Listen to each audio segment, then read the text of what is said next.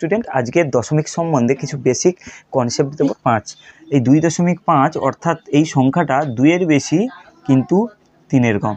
অর্থাৎ এইখানে যে 2.5 নিয়েছি, অনেকের যেটা ভুল হয় এটাকে 25 ভেবে ফেলে, কিন্তু 25 না, ঠিক আছে।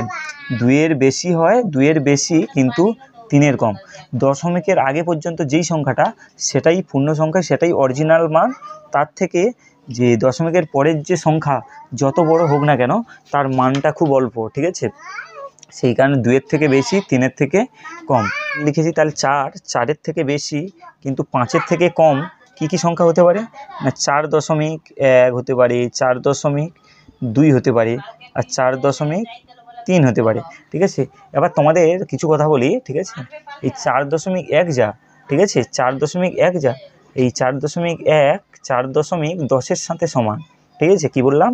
4.1 4.10-এর সাথে সমান এবং 4.100-র সাথেও সমান, ঠিক আছে। কেন?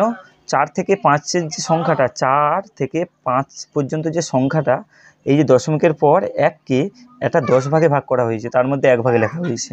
এবং দশমিকের পর এইখানে যে সংখ্যাটা 1, যে সংখ্যাটা 4 থেকে যে 5, ওই যে গ্যাপ যে 1-এর ভিতরে যে সংখ্যাটা কতগুলো ভাগে ভাগ করা হয়েছে? 100টা ভাগে ভাগ করা হয়েছে। যেহেতু দুটো সংখ্যা, দশমিকের পর দুটো সংখ্যা আছে, মানে সংখ্যাটিকে দশমিক